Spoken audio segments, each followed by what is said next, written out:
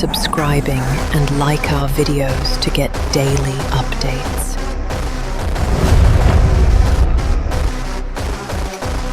इसकी कितनी कीमत है?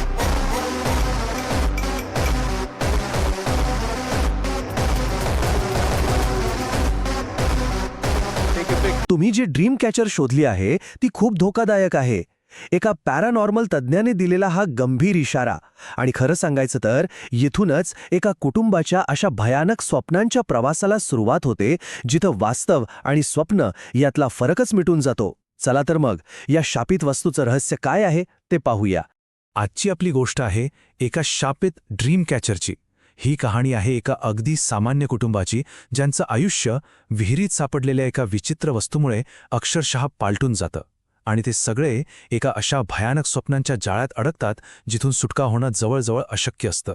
तर ही गोष्ट सुरू होते कृष्णा आणि त्याच्या अतरंगी फॅमिलीपासून.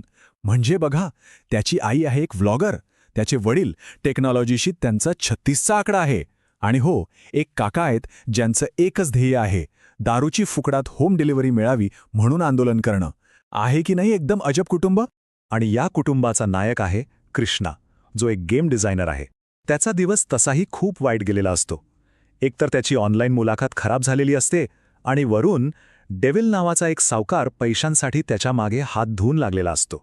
आणि याच सगळ्या गडबडीत विहिरीतून पाणी काढताना कृष्णाच्या कुटुंबाला एक विचित्र ड्रीम कॅचर सापडतो. आणि त्याला एक बाहुलीसुद्धा बांधलेली असते.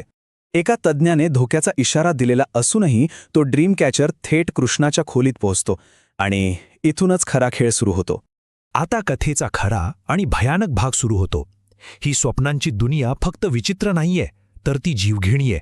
आणि या दुनियेचा एकच पण अत्यंत धोकादायक नियम आहे. जरा विचार करा, जरा स्वप्नात लागलेली जखम खऱ्या आयुष्यातही दिसू लागली तर? हाच तो भयानक प्रश्न आहे ज्याचं उत्तर ह्या कुटुंबाला फार लवकर मिळणार होतं. एका विचित्र हवेलीतल्या भयानक स्वप्नानंतर कृष्णा जेव्हा जागा होतो तेव्हा त्याला एक जबरदस्त धक्का बसतो. स्वप्नात तो पडला होता आणि त्याच्या डोक्याला खरंच जखम झालेली असते. आता एक गोष्ट सूर्यप्रकाशा इतकी स्वच्छ होती. स्वप्नात जे काही घडेल तेच खऱ्या आयुष्यातही घडणार होतं. आत्ता गंमत बघा, या स्वप्नाच्या जाळ्यात फक्त कृष्णाच नाही अडकत, एक एक करून सगळेच अडकतात. कसं? तर त्या ड्रीम कॅचरचं एक पंख तोडून आधी कृष्णाकडून चुकून एक पंख तुटतो. मग एक डॉक्टर येतो जो या सगळ्या गोष्टींवर विश्वास ठेवत नाही, तो मुद्दाम एक पंख तोडतो. त्यानंतर तो डेव्हिल नावाचा सावकार येतो, तो धमक्या देता देता एक तोडतो. आणि मग काय, कृष्णाचे आई, वडील आणि त्या आंदोलनकारी काका हे सुद्धा मागे राहत नाहीत. सगळे मिळून एक एक पंख तोडतात आणि या भयानक स्वप्नांच्या दुनियेत एंट्री मारतात. आता या सगळ्या अडकलेल्या लोकांना एक गोष्ट कळते की जर यातून जिवंत बाहेर पडायचं असेल तर त्यांना 100 वर्ष जुनं एक खुनाचं रहस्य सोडवावं लागेल. आणि मग कथेचं लक्ष पूर्णपणे या तपासावर जातं. पण हा शाप आला कुठून?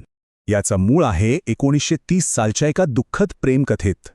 कमांडर रॉबर्ट मॅग्डलेनवर प्रेम करायचा, पण मॅग्डलेनचं प्रेम होतं विल्यम नावाच्या एका सैनिकावर.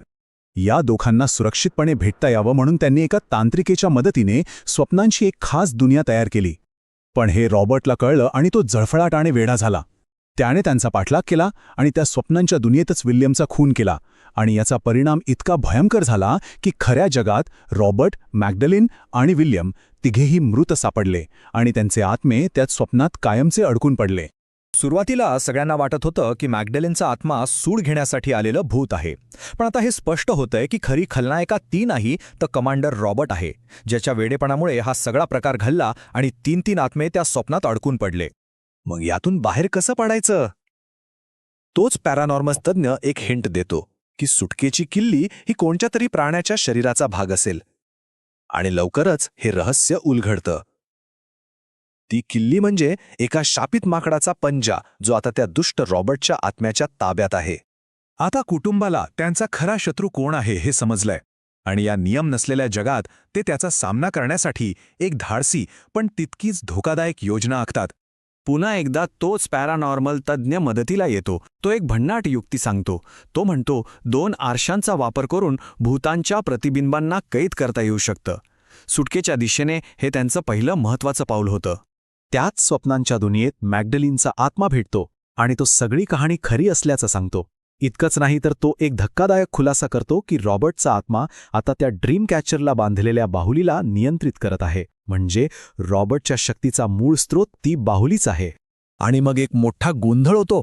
कुटुंब चुकून विल्यमच्या आत्म्याला पकडण्याचा प्रयत्न करतं, पण त्यांच्या लवकरच लक्षात येतं की तो धोकादायक नाही, तो तर एक बळी आहे. बिचारी मॅग्डलिन हे सगळं तुटलेल्या हृदयाने पाहत राहते. आणि आता आपण पोहोचलो आहोत कथेच्या शेवटच्या आणि सगळ्यात थरारक टप्प्यात, जिथे कुटुंबाला या स्वप्नातून कायमचं बाहेर पडण्यासाठी एक अत्यंत धोकादायक योजना पार पाडावी लागणार आहे. ही त्यांची शेवटची संधी आहे. आणि इथे येतो एक जबरदस्त ट्विस्ट. रॉबर्टचा दुष्ट आत्मा कृष्णाच्या वडिलांच्या शरीरात प्रवेश करतो आणि तो माकडाचा पंजा मिळवण्यासाठी त्यांना त्यांच्याच कुटुंबाच्या विरोधात उभं करतो. अशा या अत्यंत कठीण क्षणी मॅग्डॅलेनचा आत्मा मदतीला येतो. तो त्यांना एक जादुई शब्द सांगतो, मॉर्फियस. हाच तो मंत्र आहे ज्यामुळे त्या माकडाच्या पंजावर नियंत्रण मिळवून या भयानक स्वप्नातून सुटका होऊ शकते. आणि मग संपूर्ण कुटुंब मिळून तो जादुई मंत्र मोठ्याने म्हणतं, मॉर्फियसच्या नावाने विल्यम आणि मॅग्डलिनच्या आत्म्यांना मुक्त कर. आणि या एका क्षणात संपूर्ण खेळाचं चित्रच पालटून जातं. एकीकडे हा गंभीर मंत्रोच्चार सुरू असतो आणि दुसरीकडे आपले काका, ज्यांना दारूची होम डिलिव्हरी हवी होती, तेच हिरो ठरतात. ते काय करतात, आपला लायटर आणि दारूची बाटली काढतात आणि थेट त्या शापित बाहुलीलाच आग लावून टाकतात. म्हणजे बघा, कधीकधी व्यसनसुद्धा कामाला येतं. रॉबर्टची शक्ती त्या बाहुलीसोबतच जळून खाक होते. विल्यम आणि मॅग्डलिनचे आत्मे मुक्त होतात आणि अखेर ते कुटुंब खऱ्या जगात सुखरूप जागं होतं.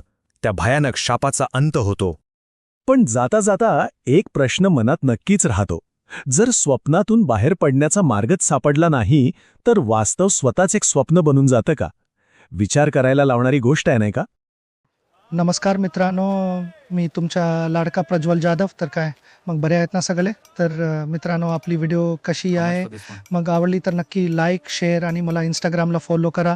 भेटूया अजून अशा भन्नाट कथामध्ये.